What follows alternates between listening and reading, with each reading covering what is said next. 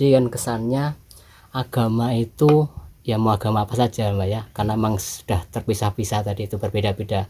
Agama Islam pun juga pecah-pecah.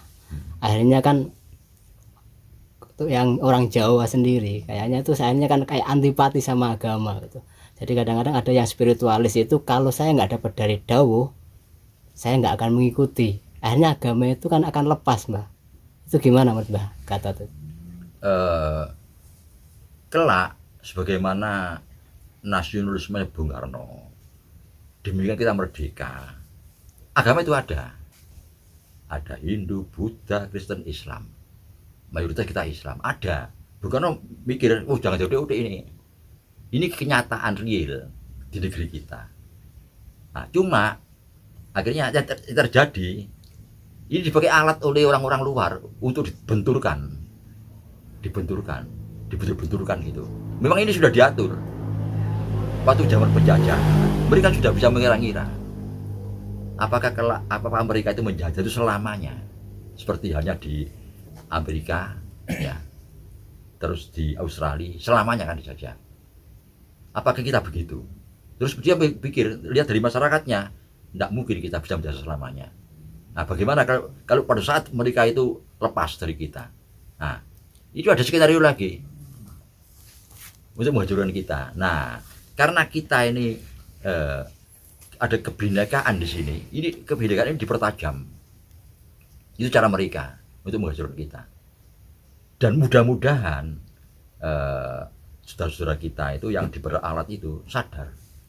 Tapi untungnya para ulama itu mayoritas paham, sadar. Baik di Islam, Kristen, Hindu, Buddha itu sadar bahwa ini permainan dari mereka. Kita diperalat. Dan lama-lama kita akan diberi kesadaran. Nah ini. Jadi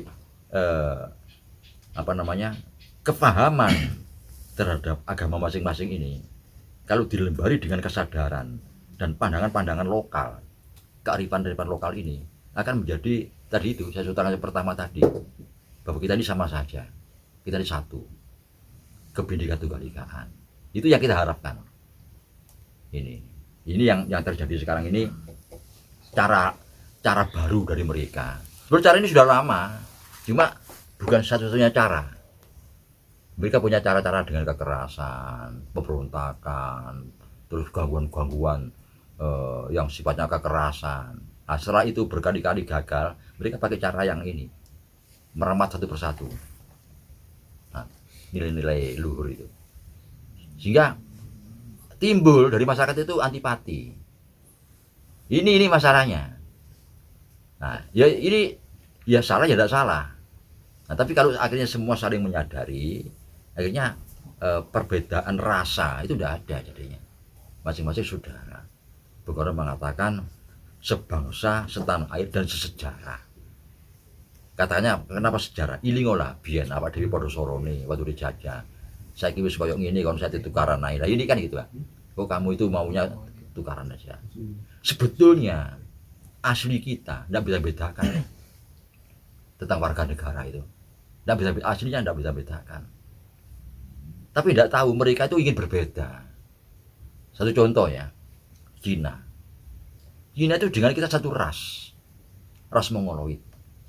Cina, Korea, Jepang, Mongol ya. Terus apalagi di Nusantara ini ada Thailand, Myanmar, Vietnam, ini satu ras. Dan tidak ada masalah. Nah, sedangkan Arab masuk sini itu sendirian. Tidak pernah bawa istrinya. Dia kawin dengan orang lokal. Keturunannya campuran. Tidak murni Arab. Di Jawa ya dia orang Jawa. Kalau di Kalimantan ya orang Kalimantan. Sementara orang Kalimantan karena campuran. Beliau datang ke sini ini tidak bawa istri gitu. Laki-laki tok, umumnya kan gitu. Kawin di sini. Turunan. Tapi mereka itu maunya beda.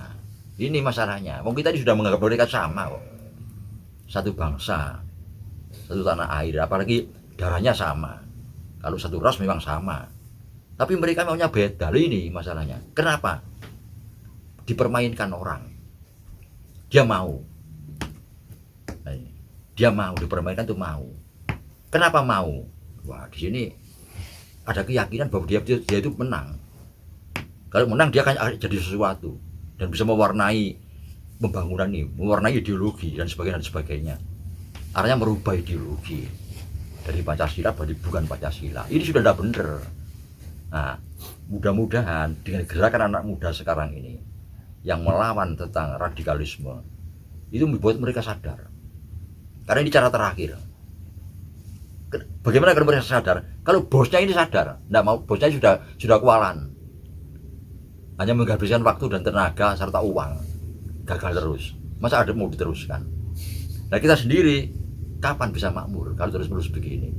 Nah ini, wong kita ini negeri ya, yang makmur, semua ada, semua kita memiliki, sumber daya alam kita cukup, apalagi sekarang SDM kita sudah cukup, tingkat pembangunan sudah bagus, tinggal sekian langkah jadi negara yang bagus. Nah kalau ini masih terus dikayu terus, ya udah kapan? Nah ini kesadaran ini rupanya muncul sekarang ini, muncul sehingga percuma kata Bung Karno. Kalau Bung Karno dulu kan waktu perlawanan bersenjata mengatakan percuma anda ini mau merangi kita tidak mau tunduk sampai kapanpun, mati pun kita siap menjaga kemerdekaan dan kedaulatan ini. Sehingga mereka mikir, demikian juga sekarang ini juga begitu, timbul itu percuma anda mengacu terus, saya tetap melawan kok. Karena ini negeri kita. Dan tolong yang kawan-kawan kita sendiri, saudara sebangsa dan setanah air ini menyadari, jangan mau Anda bunuh diri, tidak mungkin Anda digaji apa-apa nanti. Paling-paling ya pertama itu uang, setelah itu Anda akan digila sendiri. Harus sadar. Nah, sadar kita ini akhirnya wong kita ini, watak kita ini punya ciri khas yang berbeda dengan mereka. Kita ini cinta damai, tapi lebih cinta kemerdekaan. Damai lu mau seneng, tapi kemerdekaan terganggu, kedaulatan terganggu, berani mati. Itu sudah watak kita. Terbukti waktu 45. Langsung kita timbul kekuatan berani mati. Ini mereka membaca itu, sejarah itu, mereka akan keder mereka. Bahasa kita apa? Dijak mati bareng. Kan begitu ya bahasa kita ini. Dihancurkan dengan alamnya juga. Podo gak kedumane. Itu bahasa kita loh. Mereka sudah menghitung itu. Sudah berkali-kali gagal terus, sudah jangan diteruskan lagi. Percuma. Anda menghabiskan waktu dan tenaga, kita pun akan melawan terus. Nah, tetap kita cinta damai.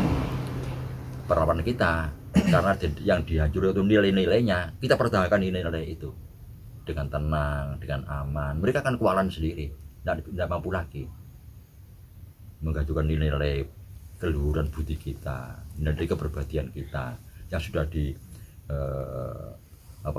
dibutuhkan dalam bentuk Pancasila ini.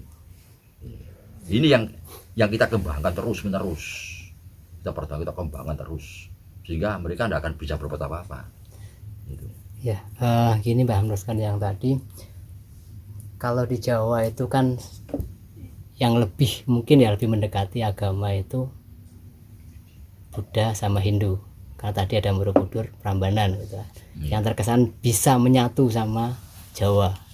Terkesannya, Mbak. Jadi yang terkesan ini kayaknya kalau Buddha sama Hindu itu bisa kayak masih bisa menyatu, tapi kalau agama yang lain tadi itu ada yang mungkin Islam, Kristen tuh kayak nggak bisa menyatu atau malah mecah gitu di Jawa. Itu bagaimana tanggapan Mbah Gatot? Akhirnya mereka akan menyatu semua lewat proses. Tapi kalau sementara ini memang agama leluhur, ya, agama leluhur itu yang bisa disatukan. Kan Hindu Buddha itu kan juga ada bakti leluhur. Itu ciri khas dari ras Mongoloid Asia Timur. Ciri khas. Kalau bangsa Kaukasoid itu bangsa-bangsa Eropa, Arab dan Persia. Ini berbeda memang. Tapi di dalamnya itu sama. Karena India, ya Hindu Buddha kan dari India. India itu dulunya kan ras Mongoloid. Pada 1500 tahun sebelum Masehi diserang oleh bangsa Arya. Masuk ke India. Bangsa asli India itu bahasa Dravida. Bahasa Dravida itu persis kita. Diserbu 1500 tahun sebelum Masehi itu gabungan antara Eropa, Arab dan Persia ini namanya bahasa Arya. Masuk nyerbu menduduki sampai sekarang ini. Makanya kalau agama Hindu Buddha ini dari bahasa Dravida, maka bahasa Arya ini masuk beragama Hindu dan Buddha. Bahasa Arya ini. Tapi aslinya dari bahasa Dravida. Sehingga bahasa Dravida ini bakti leluhur yang sudah barang tentu bakti kepada alam. Alam. Itu bahasa Asia Timur, termasuk Dravida ini. Arya pun ikut gitu. So, pada waktu itu belum ada tahun Masehi. Jadi belum ada Yesus belum lahir, Nabi Muhammad belum lahir. Sehingga bahasa Arya ini menjadi bangsa Hindu dan Buddha agamanya. Nah, Hindu dan Buddha ini bangsa yang bakti leluhur, otomatis bakti alam. Arahnya kemana? Ya tetap pada Yang Maha Pencipta, tetap. Tidak berarti kalau kita ini misalnya mengatakan bahwa bumi ini ibu pertiwi, ya. Bukan berarti menduakan Tuhan, bukan, ya itu keterlaluan. Nah, kita menyebut ibu pertiwi, Bapak Koso, itu berarti menyentuhkan Tuhan, punya Tuhan. Oh enggak begitu. Ibu pertiwi ini tanah tumpah darah itu. Nah kita ini bagian dari tanah, air, udara dan panasnya bumi ini. Sehingga kita ini bagian tubuh kita kan dari itu. Dari unsur tanah, udara, panas, air. Nah itu semua di bumi kan. Ibu kita itu, artinya kita ini jasmani kita ini dari situ. Bukan berarti ini Tuhan, bukan. Waduh keterlaluan. Ini ibu pertiwi, induk kita. Sang Maha Pencipta ini mencipta kita lewat materi alam ini. Ini namanya ibu pertiwi. Makanan pokok kita padi. Makanan pokok. Mari mangan roti ente pirang-pirang umplung ya isu itu ono sego mata wah ketepatan durung sarapan padahal harus makan roti ya. Jadi padi ini makanan pokok kita. Coba rasakan wis mangan roti wong ngombe susu jam 6 isuk ya engko jam 09.00 sego mata wah durung sarapan aku lho padahal sarapan roti. Karena sebelum makan nasi kita nih merasa belum sarapan. Nah itu jadi padi itu kita sebut Dewi Sri. Kita unggulkan bahwa kita ini tergantung makanan pokok kita pada padi. Bukan berarti menuhankan. Yang mengatakan menuhankan yang keterlaluan. Bukan yang menyebut Dewi Sri ini sebagai kesayangan kita, tapi yang mengatakan menuhankan Tuhan ini keterlaluan. Ini keterlaluan. Itu jadi pengertiannya itu. Nah, sekarang sama halnya dengan bakti leluhur. Kita ini bakti leluhur kan ya. Kenapa? Manusia itu tercipta oleh Tuhan lewat manusia sebelumnya. Ya benar. Keberadaan manusia ini akibat ada manusia sebelumnya. Diciptakan lewat manusia sebelumnya. Apa ibu bapak? Anak ini ada karena ada ibu bapak. Ibu bapak ada karena ada mbak. Mbak ada karena ada buyut. Buyut ada kan terus. Makanya bakti leluhur ini mengakui pengakuan bahwa saya ini keturunan. Tanpa leluhur tidak ada saya. Nah, keturunan pengakuan pada Tuhan. Jadi andai kata Islam, ya Allah saya mengakui tanpa ibu bapak saya tidak ada saya, tanpa kakek nenek saya tidak ada saya, tanpa buyut tidak ada saya, tanpa cangga tidak ada saya. Diakui sportif lah. Lewat mana? Tuhan sudah mengkodratkan bahwa manusia ini adanya manusia lewat manusia sebelumnya. Diakui. Itu namanya bakti leluhur. Tidak menganggap leluhur itu Tuhan. Waduh, enggak. Tuhan yang menciptakan kita ini lewat leluhur. Dengan demikian kita bakti leluhur, Tuhan otomatis dengan sendirinya Tuhan akan menyatakan bahwa kita ini benar. Anak yang soleh gitulah istilahnya. Ya. Itu. Oke. Itu yang dilakukan oleh Hindu dan Buddha. Bakti leluhur ditampakkan, tidak hanya dirasakan, tidak hanya diucap, tapi ditampakkan. Bakti leluhur ini dinyatakan, disebut-sebut, disuguh, didatangi ke petilasannya. Itu bakti leluhur, mengakui bahwa tanpa leluhur tidak ada saya. Dia menyebut Tuhan, dengan menyebut Tuhan. Jadi dengan menyebutkan Tuhan, kita mengatakan bahwa tanpa leluhur tidak ada saya. Tanpa diajari leluhur, saya tidak pintar. Karena leluhur mengajarkan ajaran terus turun-temurun. Tanpa leluhur itu membangun desa ini tidak rasa ramai ini. Kita menempati desa-desa ini dalam keadaan yang ramai, yang terang. Akibat dari leluhur yang membangun pertama, dan seterusnya. 3 pengakuan ini. Pengakuan keberadaan kita, pengakuan ilmu kita, pengakuan alam lingkungan kita, semua dari leluhur yang merawat.